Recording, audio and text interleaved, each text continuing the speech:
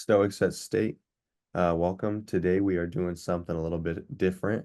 We are doing a podcast style of video. We are lucky to sit down with one of Henry and I's favorite authors, and one of actually both of ours intro to Stoicism, the author of A Guide to the Good Life, Bill Irvine. And we're lucky to sit down with him today. It's an honor to be able to learn from him and also bring you guys some more insight. And with that, I'll pass it to you, Henry. Yeah, so pretty much just a little bit more to Jack. We're here today with Bill Irvin. He taught philosophy at Wright State University for 38 and a half years. Is currently a professor emeritus there. And like Jack said, Guide to the Good Life was my introduction to Stoicism. Tremendous book. Highly recommend it. It's a perfect overview, very practical as well to anybody interested in reading it. And it's very well known in the Stoic community, has over 6,000 reviews on Amazon. So, with that said, Bill, thank you for being here with us today. Well, thank you for the invitation. Yes, yes. So, the first question, Bill, the way we wanted to open this up was simply by asking you this. What is Stoicism and why is it important for young people? Okay, Stoicism isn't what you think it is. That's the first thing. So what is it then? Well, let me tell you what most people think it is. They look it up in the dictionary, and what's a person who's stoic? That's a person who's grim and glum and always sees the glass as being half empty and maybe complains about things or maybe just takes what life can throw at him and grimly bears it. But that's not what Stoic is. That's the modern definition.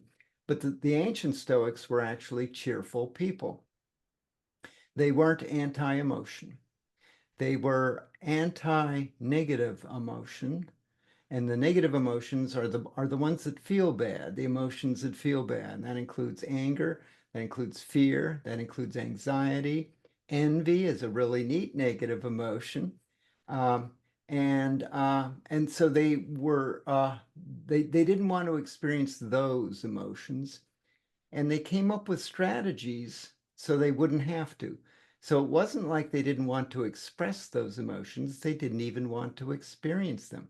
So they came up with psychological strategies to avoid those emotions, avoid experiencing them in the first place. And secondly, when nevertheless the emotion came through, of coping with it, of dealing with it, maybe even harnessing the energy that it contained. They had nothing against positive emotions. Those are the ones that feel good.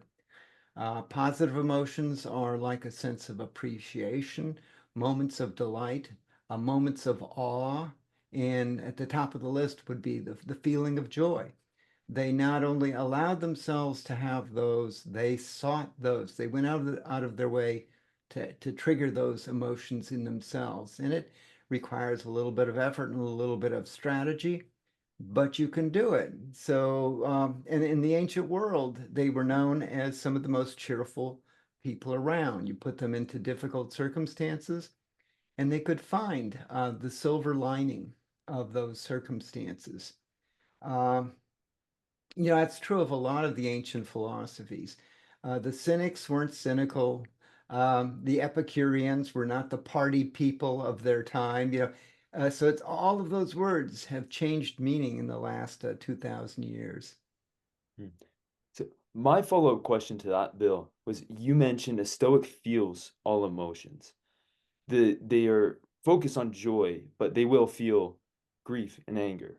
So my question is, if you are, let's say, a student and you're facing adversity, whether it be an exam goes poorly or a relationship didn't work out the way you had thought it would, how does a Stoic see the grief, the sadness that may come from such a circumstance, and how do they respond? Yeah, so it's important that we separate the kinds of setbacks that you can experience. So there isn't one big setback strategy, different strategies. So you mentioned getting a bad grade in an exam. Well, you can't control how your grader is going to grade you. So you just sort of say, that's just something beyond my control. But what is in my control? Well, whether I actually attend class, whether I do the homework, whether I study for the test, whether the night before the test I don't stay out drinking all night, that I don't get to the test 15 minutes late. Those are all things that are or should be under your control. And if you've done all of those things, think about it. You went to class, you took notes. I don't even know if people take notes anymore. You know, the world has changed so much in the last 10 years. So I would see my students with open computers. Were they taking notes or were they playing video games? You know, so I could never quite distinguish that. But you do all you can do, and you study before, and you take care of yourself the night before, and you get there on time, and you failed the exam. Well, you failed in one sense because you got the F grade on that exam, and that's failing. Mhm. But in another sense, you did as well as you could do. And that's all you can ask of yourself. Mhm. And if there was more effort you could have put into it, you should have. But it sounds the way I've set it up is there was no more effort. So what's the takeaway from that? Well, one takeaway is maybe you're studying the wrong field, right? And you know, if this is in your major, maybe you should switch majors. Sometimes there are other things. It can be a bad teacher. There can be other things going on. But when it comes to grading, that's the way you analyze it ultimately. And if you did your best, that's all you can do. Mhm. That is what you can do. And if your best wasn't good enough, well, that's just an interesting fact about the world. You've learned that. That's something you can use on your behalf in the future. You know, part of the thing in life is you find out what your strengths are. And to do that, though, you're going to have to expose yourself to some challenging situations. Because if they're easy to do, your ability to do them won't be a strength. It'll just mean, well, I'm average. So you find challenging things for yourself to do. And when those challenges are met, you say, oh, well, that's something new, something important for me to know about myself. And when it turns out the challenge is too much for you, that's something worth knowing because then you direct your efforts in another direction. Mhm. So would you say then that, I guess sticking with the exam example, that a Stoic's goal is not necessarily an A on the exam, but it's the perfection of preparation? Is that they've done everything, they've identified what they can do to have an impact on the exam, and they've done everything they can control in that instance. Yeah, you focus on process, not on outcome. Uh-huh. That's the biggest thing. Most people focus on outcome and they measure what they do by outcome. So I was for a time a physics major as an undergraduate. I ended up with a double major in math and philosophy, but I was a physics major, and it was a difficult period of my life. You know, I was in college, I wasn't quite into it. Went to the first, took the first midterm and got like a D minus or something like that. I'd never gotten such a low grade in my life. And I thought, well, what is the world trying to tell me here? And then I decided, I'm better than this. And I'm going to prove to myself that I'm better than this. And I remember, so I started studying, started getting A's, started getting started working really hard the night before the final exam. I thought, well, I'm gonna study for at least 2 hours, and I opened the textbook and started looking at problems, and I realized, no, I know all of this stuff, and went in the next day, aced the exam. Subsequently, when it was returned, the teacher said, I want you to come into office hours to talk to me. So I did. He said, you probably have a future in physics. Okay. This is from the person who nearly failed the first exam. And then see, these things, life is trying to teach you so much, but you have to put yourself in a position where you can um, try stuff, experiment, and then figure out what you can take away from that. In this case, it was not simply, hey, I'm good in physics, because I didn't end up a physics major, but that, wow, I was selling myself short. And if I really invest the effort, it's the effort you're thinking on. How much effort? The outcome happens. Okay. The outcome will just happen if the effort is sufficient and is directed in the proper way. The outcome takes care of itself. Mhm. Hey, this is one thing Jack and I were discussing earlier, but I feel like you brought up an interesting point about maybe a major not being for you. And at least in my experience and the people that that I've talked with that have been in a similar situation, changing majors is a very difficult, it seems like a very scary thing and takes a lot of courage to do. And obviously, courage being one of the four Stoic virtues. We wanted to get your thoughts on, what's that like? Obviously, you having done it, having switched paths essentially. How would you describe the courage it took to make a decision that, at least on the surface level, seems quite uncertain?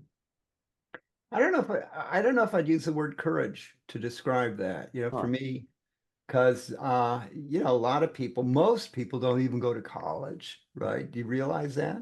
It's like some crazy number, like only 30% in America of people actually go to college. And yet, if you hang out in colleges, you assume everybody does.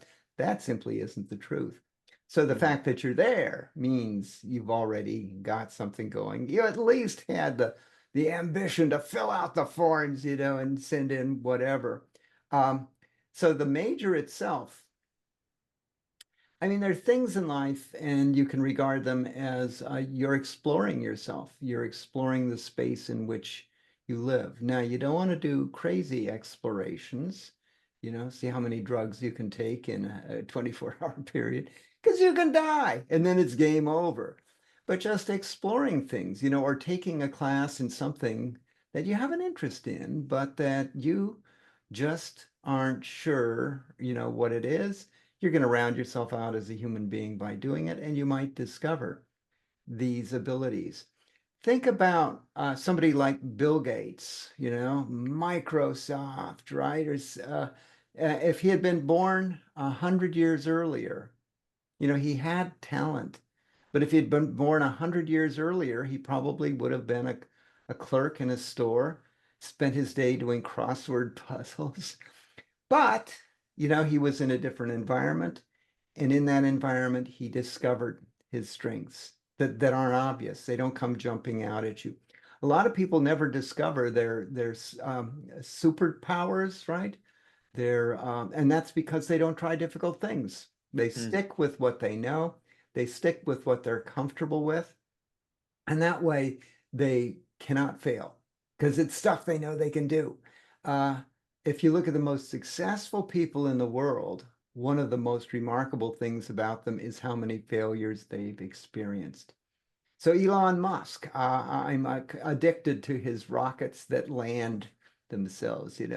So when I see that there's a rocket launch, sure, I want to see it take off. But then I fast forward till you get to see it stick the landing, on this barge way out in the middle of the ocean or wherever. And then when they have rocket launches, from their headquarters, you'll see the thing blow up, and then everybody starts cheering. Well, what's that about? Well, they've just discovered a new thing that needs fixing, a new place that needs improving. Okay. Focus on process. And one way you discover the weaknesses is to pressure test them, right? You stress test them, and then you find out what breaks. And when it breaks, is that a failure? Well, it can be if you don't learn from it. But if you Mm. learn from it, then it's an important part of the process toward becoming a better, human being, producing a better rocket, goes covers many different fields. Mhm. One of the things whenever you mention trying more things and challenging yourself, one of the things I've always really loved from Sun Tzu and The Art of War was the notion of picking your battles Yeah. at the same time. So would you say there's any limitation towards challenging yourself? Obviously, you mentioned the ways that you shouldn't go out seeing how much. It's probably not the best idea to go out seeing how many shots you could down in a minute, right? But it just like in terms of something that might seem productive, whether it's just like you're a physics major and you're trying all these physics things when really that's not for you. Do you think, with that example and anything else, that there are limitations to challenging yourself? Yeah, do baby steps. Baby steps are easy, but a lot of people don't even do baby steps. You know, they are in their comfort zone, and by God, they're going to stay in their comfort zone. And you know, there are people who have babied themselves to the extent where you invite them for a walk, and they can't even go on a walk. You know, they're so used to a life of laziness. So I talk in the Stoic books. I talk about programs of voluntary discomfort where you go out of your way to make yourself uncomfortable. A lot of people, that's just craziness. Why would you be uncomfortable when you can be comfortable? And it makes no sense. Well, you have a biological immune system, right? So your body is always coming up with new defenses against germs, but unless it's always exposed to germs, it can't develop those defenses, and that leaves you in a kind of a jeopardy. So I know a pediatrician. I was talking to him about immune developing immune system, and he said, well, the rule of thumb among pediatricians is that a kid should eat a pound of dirt.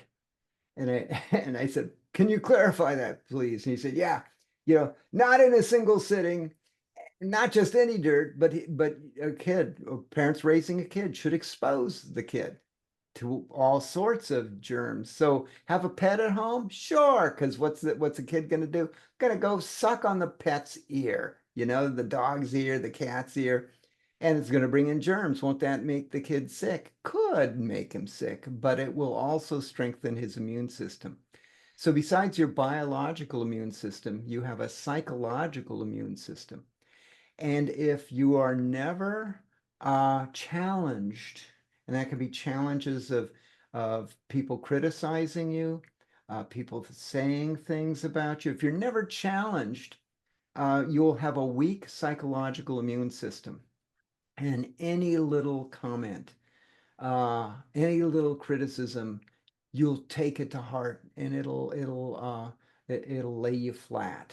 But if you're used to it, then you laugh it off, you shrug it off. The way your body now, if you've had COVID and you've had the vaccine of COVID virus comes up to your immune system, and your immune system says, "Be gone," I can handle you.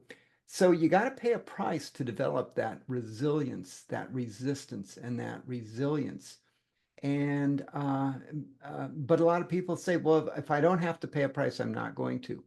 So it's this conscious thought that I'm going to do something that's difficult. How come? Because it's difficult. And why would I do that?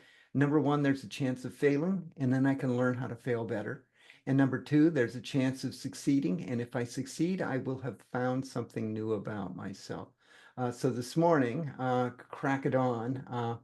I'm a rower, and in the off season, it's too cold to row where I am. So we have these rowing machines called ergs, and we do them, and we do interval training. So this morning, it was doing 4 minutes of full bore erging, followed by 5 minutes of rest. And it's really interesting because I do it with these other guys. And at the end of 4 minutes, there's just silence. Actually, this is over Zoom, so right, and they're scattered around the country. So there's silence. Actually, if you can hear it, what there is panting, because people are just wiped out. And then you have 5 minutes to recover, and then you do it again.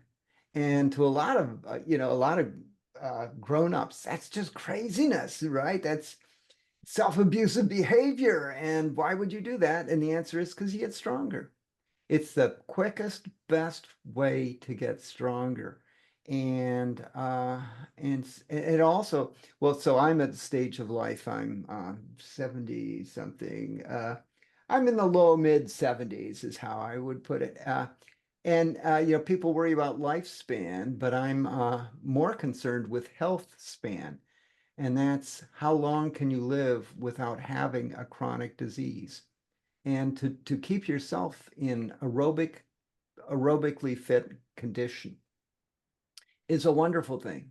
My brain is likely to stay active longer. My body is likely, I mean, I know what times I used to get, on my workouts, and I know they're not as good as they used to be, and that's part of the aging process. But I'm gonna try to have a good glide slope on the end, where it isn't like most people do, where it's like, oh, something happens and then it's down. So I know that will eventually happen, but I'm gonna slow it down as much as I can. But it costs. Mm. Um, that's awesome to hear that, just like the interval training with rowing, Henry and I also are super into training our minds and our bodies, which is something that the Stoics were huge on. When talking about voluntarily pushing oneself out of the comfort zone, I think something that's so crucial to that is ownership. Ownership over one's decisions and the past, the future, and just the present moment, and recognizing, okay, here's where I am and here's what I'm going to do. And I only have ownership over the process. So, what do you think the Stoics say about ownership, and how does that fuel um, getting stronger through continually being challenged? Yeah. So I don't know about you, but I have an ego, and it's my principal rival. It is just such a terrible thing, lurks within me, tells me how wonderful I am. And that's what you got to work against. That's the enemy. That's the opposition. So what you want to do is you want to learn the art of self-criticism. You want to, when other people criticize you, sometimes they're just having a bad day. Sometimes they're not nice people, but sometimes they're telling you something you need to know. But your ego is going to close out what they say. Don't listen. They're just jealous. Don't listen to what they say. So you're not only going to listen, at least long enough to figure out, is this person onto something? Because this person might be telling me something really important that I need to know. And you're also going to be self-critical. It used to be that when I made a mistake, the last thing I would do is admit making a mistake. Now, I proudly, when I've made a mistake, will say, I made a mistake for the public to hear. Okay? That is a strength. And people don't see it coming because most people, I mean, we just had an election where nobody ever apologizes for anything. Um, but when you can admit to making a mistake, you've just freed yourself from one aspect of your ego because your ego wants you never to do that. Admitting that you've made a mistake is the first step in overcoming some kind of character flaw or some kind of shortcoming. And so it's very important to do. And you embrace them. You say, I made a mistake. I'm human. And let's see, what can I do to avoid making that mistake again in the future? So it's this process, this ongoing process of self-development. And I know people who never make mistakes and, well, never admit. I think they do make mistakes, but never admit as much. Yeah. So let's see. So remind me, because there was more to your question. It's actually a multi-part question. So remind me some of the things you're interested in here. Yeah, absolutely. So just stepping out into um, voluntary um, new challenge, right? Yeah. The role of ownership is obviously super critical within that because we are Okay. just a conglomeration of all our decisions. So I was wondering just kind of what the Stoics would say about how to take more ownership over our decisions and how that fuels continually refining ourselves as humans. Yeah, ownership is the key word that you were using there, and that's what had slipped Mhm. my mind. But the whole notion of I take responsibility, this is another way that you could put it. I take responsibility for for my actions and for what I do. And one way to take responsibility is to admit what you've done wrong. So Seneca teaches this a bedtime meditation, and that is when you're falling asleep, uh, last thing in the day, you stop and you reflect the day's events. And you give yourself a grade, kind of a mental grade, but there will be some things you did where you can rightfully feel proud of them, like when you were kind to somebody, when you could have not been kind to somebody, when the whole world would have expected it, when you do something important for somebody, you can pat yourself on the back. That's good. That's the kind of person I want to be. And I did that, and I need to do more of that. Same time, realizing the mistakes you made during the day. A lot of them have to do with your dealings with other people. You're wired to want social status. You're wired to want to want other people to think you're good. Right? All of this is wired right into you. Long evolutionary story there. Your distant ancestors a million years ago who weren't wired that way didn't live very long. They were the last to eat, the last to mate. They fell out of the gene pool.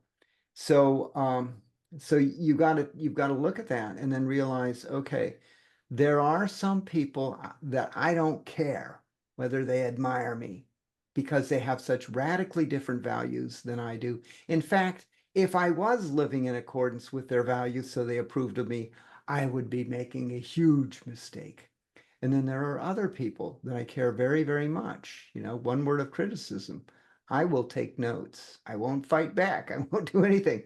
I'll take notes because this person, is somebody I have decided they know what's going on. This person is the real deal, and I can learn a lot. This notion of assigning mentorship status to another human being. Now you don't necessarily tell them this. You can, but just when they're telling you stuff, you just take notes. You say, this person has figured it out, and this person can help me make me a better self. So certainly in sports, we don't call them mentors, we call them coaches, right? And you find yourself a good coach, and then you don't argue with the coach. You do what the coach tells you to do. How come? Because the coach knows better than you. And the realization and the admission that the coach knows better than you is a key thing. Mentorship is a much broader term, and you can be a mentor with respect to one thing. So there are people who can be mentors with respect to relationships. So you can learn with them how to form a relationship that's going to be a lasting relationship. You can learn from them how to go through the social world. There are other people who are mentors with respect to some other aspect of life. I think it would be rare to find somebody who is the ultimate mentor in everything, but there's a whole bunch of people, and you look for them, and when you find one, you start asking questions and taking notes. Absolutely.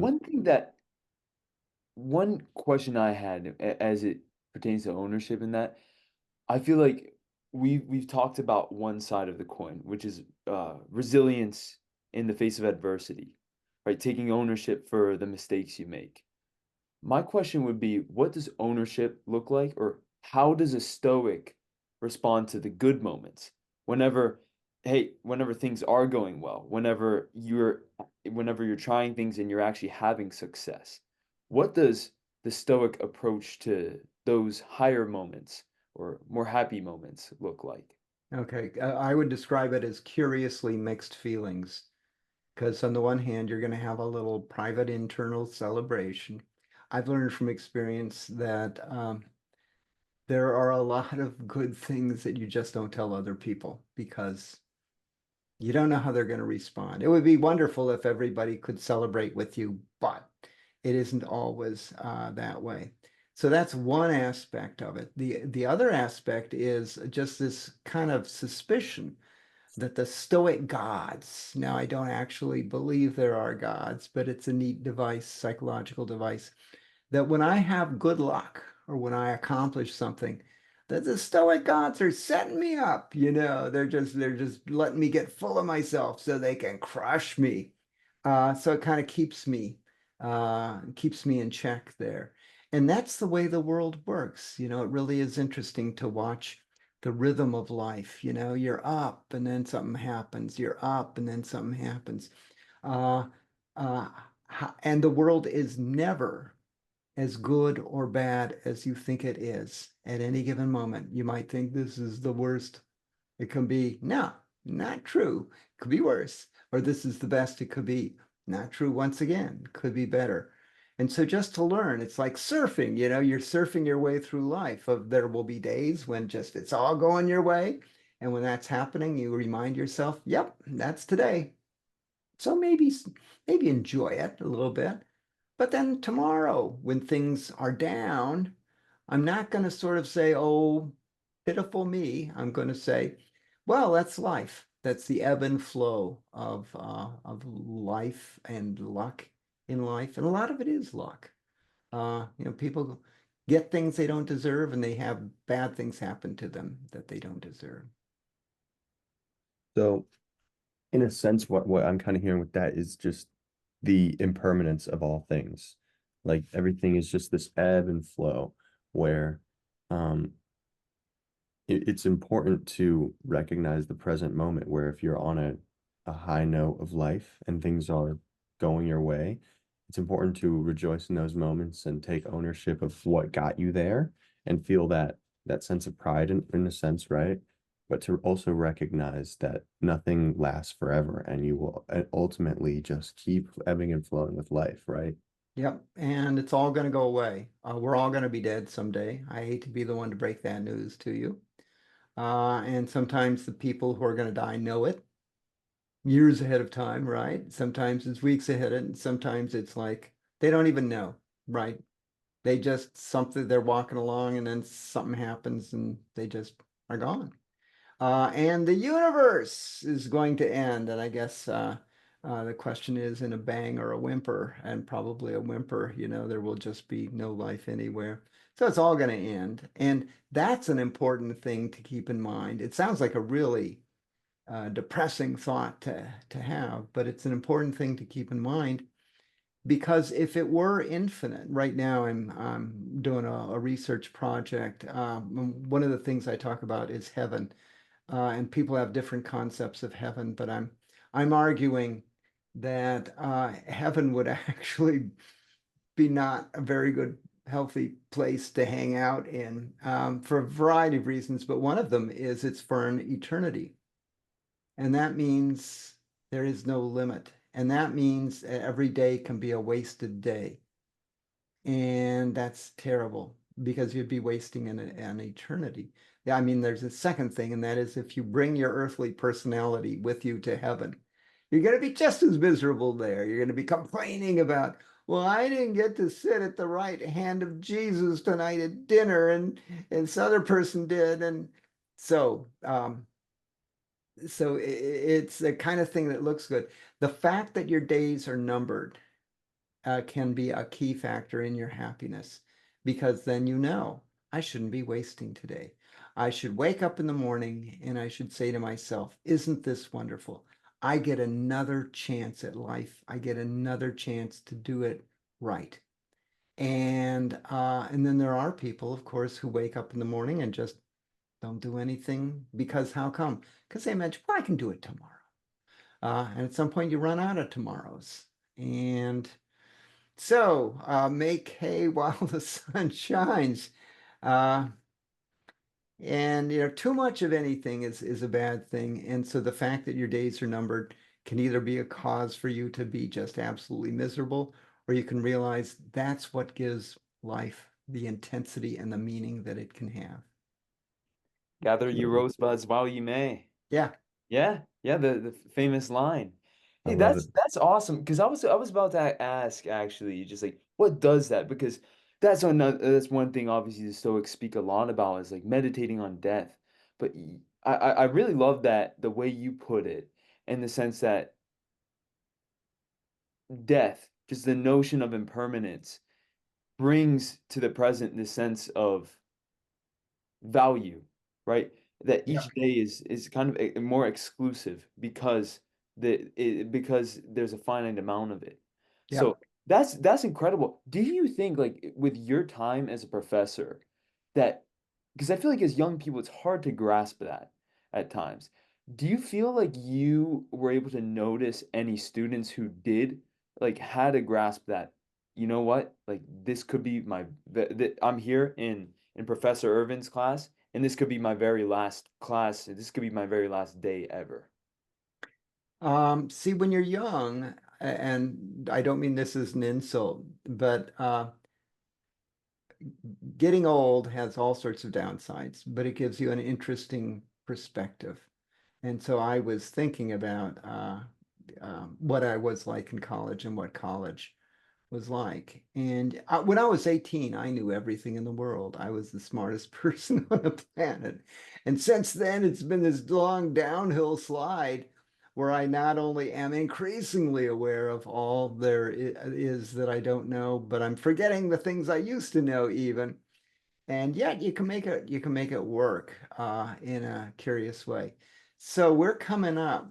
So you talk about the last time you do something. So uh, let's see. Let's flash back to March of uh, 2020, right? We had all of these stories about COVID and how it was just messing up, northern Italy and so on, but it was far away. And then it started appearing in the United States. And then I remember there was a day when my university sent out, so this would be in mid-March, and we got an email that said because of COVID, the university is closing until further notice. By Monday morning, you have to know how to teach online. And so that was after I left my classroom. So I had been teaching there for 38 years. I had been teaching in some broader sense for more than 40 years, at other universities or as a graduate student. And so I would have walked out of the classroom on a Wednesday afternoon, not realizing it's the last time I would ever set foot in a college classroom. And then, but of course, as a Stoic, that's how it is with everything. The last time I kissed my wife could be the last time. The last time I drink a cup of coffee could be the last time. And you can think, oh my God, that's a recipe for depression. It can be, but it can be the flip side of that. And I'm saying that what I mean is it lets you know I'm still alive. Isn't this absolutely wonderful that I'm still alive? Because I won't be forever, and yet I'm still here.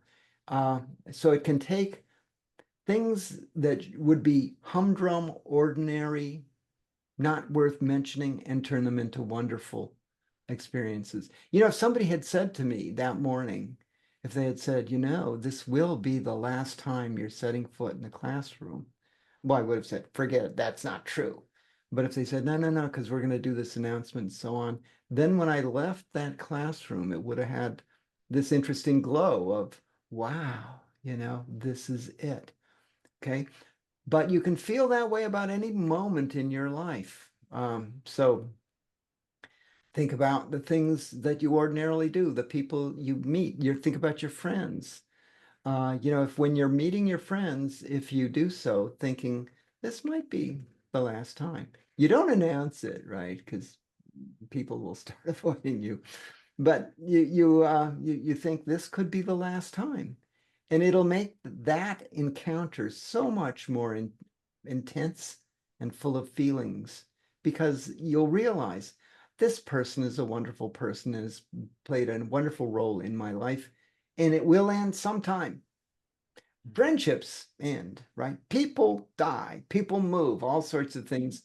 So I'm going to really, really savor it while it's here. So it allows you to savor life instead of just taking it for granted and kind of faking your way through your days. Absolutely. I think the theme that's so crucial with that is, in a sense, acceptance. and recognizing the dark reality that ultimately frees us up for the most joy that we can feel. I want to grab kind of a piece of that and and move it to kind of a new type of principle here. Still with suffering. I think so much of suffering that the Stoics kind of talk about this a lot is self-imposed suffering. C.S. Lewis says the gates of hell are locked from the inside. So much suffering is self-imposed. Stoicism is entirely about freeing ourselves from self-imposed suffering. So my question is, how can one recognize the reality of self-imposed suffering and then learn to free themselves from it? Yeah, so self-imposed suffering. Um, uh, Here's an example. So it's not quite as bad as it was, but this was the whole woke movement. I don't know if you can call it a movement, but suddenly there were a lot of college students and other people who were just playing the role of victim and telling all of the people who were being mean to them or uh, putting them down in various ways, and that how much pain it was causing them.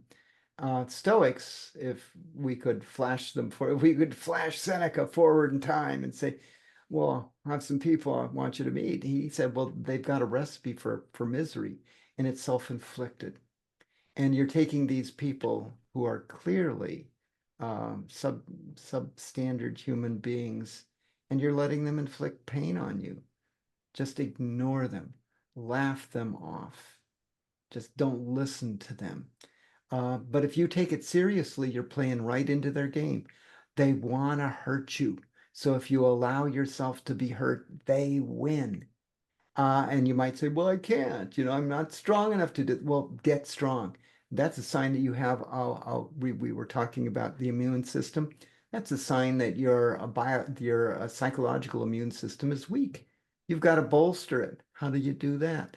Well, you do that by getting outside your comfort zone, by exposing yourself to things that you don't enjoy, but that will build you up. Uh, so that whole notion of exposing yourself to somebody who believes the other side of an argument is therapeutic, right? Somebody who is going to criticize you, that's also therapeutic. Your enemies are actually a valuable source of information about you because your enemies might spend hours studying you to find your flaws so they can criticize you.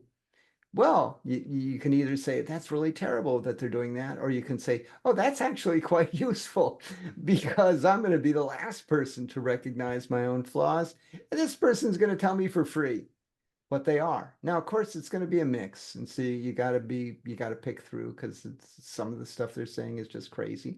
And some of the stuff they're saying is head on, correct. They're giving it to you at no charge at all. They're doing you a favor, but your ego is going to try to block them out. Your ego loves you just the way you are, and that's the problem. So you would say something along the lines of like the key to curing self-inflicted suffering is to introduce, like you were saying, introduce a little bit of hardship into Yeah, your get life, as you were strong. saying, to challenge yourself. Yes, Yeah. and get stronger. If you told me you wanted to run a marathon, that was your goal, I'd say, well, you're going to have to do a lot of running. Uh-huh. Well, I don't like to run. Okay, well then you got a crazy goal if your goal is to do the marathon. The better thing here is just back to that old biological immune system thing. You don't want to get COVID? Well, get the vaccine, right? Mm, Yeah, but I don't, there's risks with that and yeah, well, but that's what you would do. Because, well, I mean, it's a rational approach to dealing with it. Um, mm, there are people who are unflappable. You try to needle them, you try, and they just brush it off, and you give up because because it's just a waste of your time to try to needle them because they just don't take the bait. They don't Mhm. take the bait.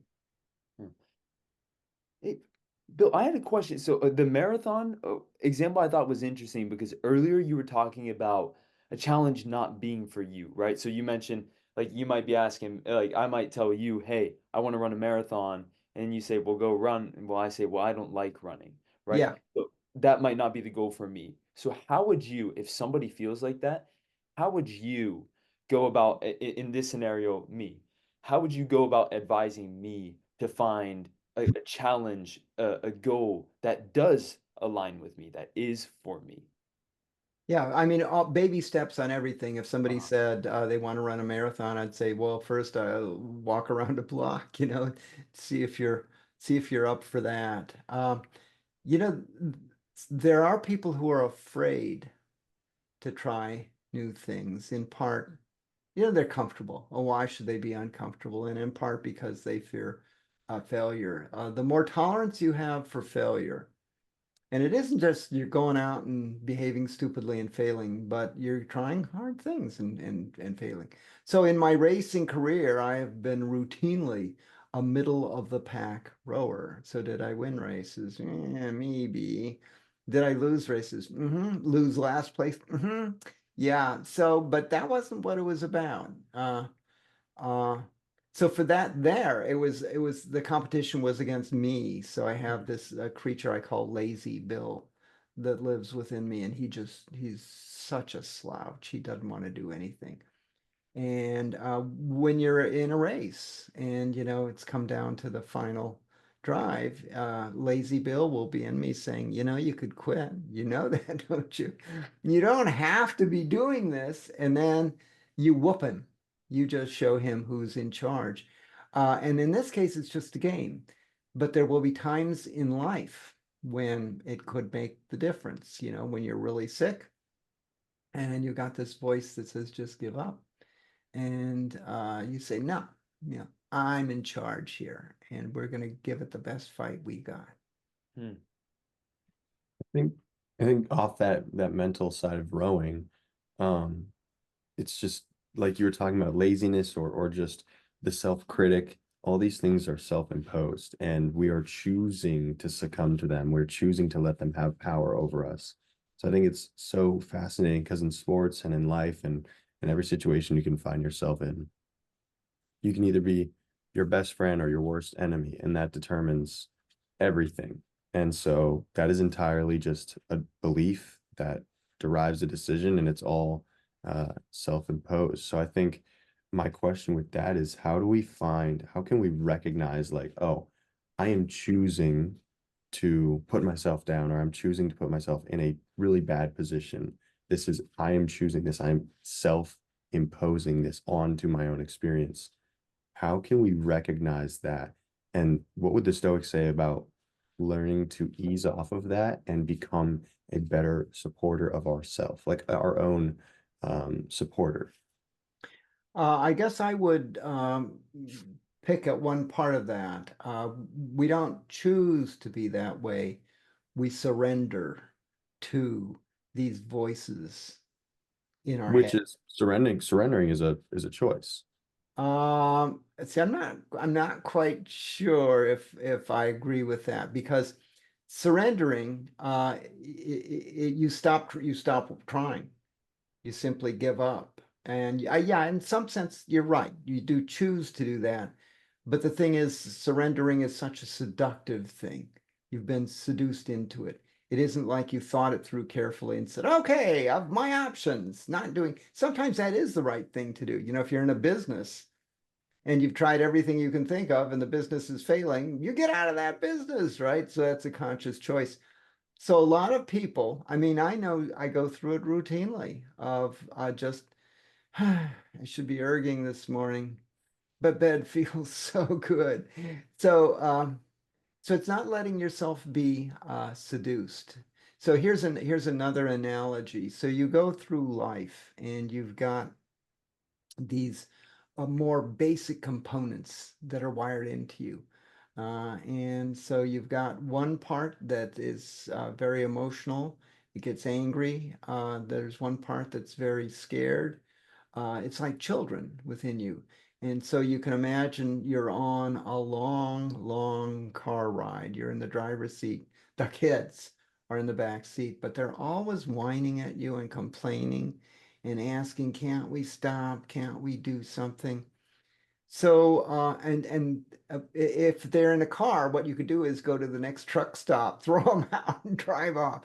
Now, you're going to get caught up with, and you're going to be in big trouble for doing that. But see, the thing is, the voices in your head, you can't do that with. You're stuck with them for life. So what do? Well, you listen to them, you try to deal with them, but you keep your hands on the steering wheel, right? You're the driver. And so you've got to realize that there's going to be these very basic parts of you that want you to take the easy way out. How come? It feels good. Feels good. And that for them, that's enough. That's enough. And then so you don't choose, they just wear you down, they just wear you down. And it isn't, so that's why I'm reluctant to call it a choice, because it's not a reasoned decision. It's something else going on there. So one of the things you can do is just get good at standing up against them, show them who's in charge. Still, they're there because I know that from a long experience, and I find myself dealing with them. And yeah, but it's interesting. You've got this ego that's supposed to protect you against the kinds of things I'm talking about now. That it's okay, it's a special day. I don't have to work today. Uh, and the ego will get stronger and stronger and more, like the kids in the back seat. If you're listening to them and you give in to their every demand, does that mean they stop demanding? No, it does just the opposite. Then they become little monsters. Uh, so the whole notion of these voices in your head.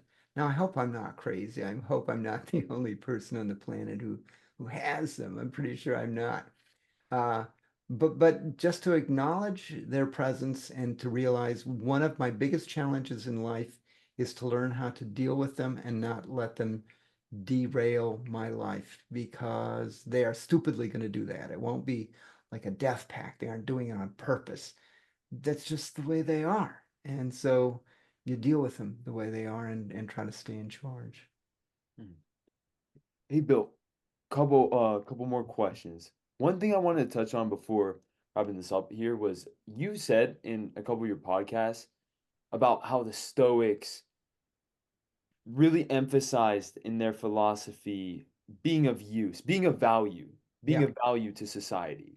So, as a student, right, as a student or just as a young person in college, what would you advise that students, young people focus on during their time at school so that they are of value to society, that they're providing value?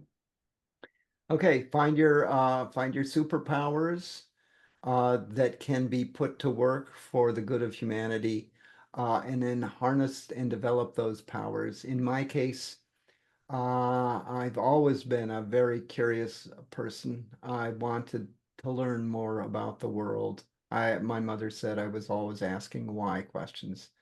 And I carry that, most kids lose that when they turn about 9 years old, 10 years old, because they start thinking they know it all. But I carry that through. And I remember I had a breakthrough moment, maybe sixth grade, when we were supposed to talk for 3 minutes in class about something that interested us. And at that time, I was interested in the weather, in meteorology. And I talked for 15 minutes nonstop, at which point the teacher said, "You've got to stop now because the class is ending." And it sort of, the light went on, and I thought, this is interesting. I like to learn things. I like to tell people about what I learned. And then, ta-da, oh, I should become a teacher. Hmm. And I found that, and I worked with that. and teaching, I can potentially have an impact on the world. So the books I write, I regard myself not primarily as a writer. I regard myself as a teacher. Some of it used to be in the classroom. That's one way teaching can take, but writing books is another way. Mm. So you've got within you some kind of superpower. And the question is, yeah, so what am I going to do with it? Is it just me making a whole bunch of money, or am I going to try to help humanity in some way? So I think I have that stoic duty. There are people who are having a hard time. I can maybe help them by writing the books I write. So the books I write are written with that in mind. Uh-huh. Wow. That's awesome. And you know what? I feel tempted to close on that, but there's one question just that I think would be a perfect closing question. Right, Bill, imagine yourself. You're in the scene, you're stepping foot on campus again, right? You're ready to take on a new stage of life as a college student. What's one thing based off of your experience having education that you would tell yourself and you would make sure that you knew this as you entered your new experience? I don't know. I'm sorry. Because I'm so far now. I realized that as a college student, there's so much room for improvement, and I think it's just a growing process.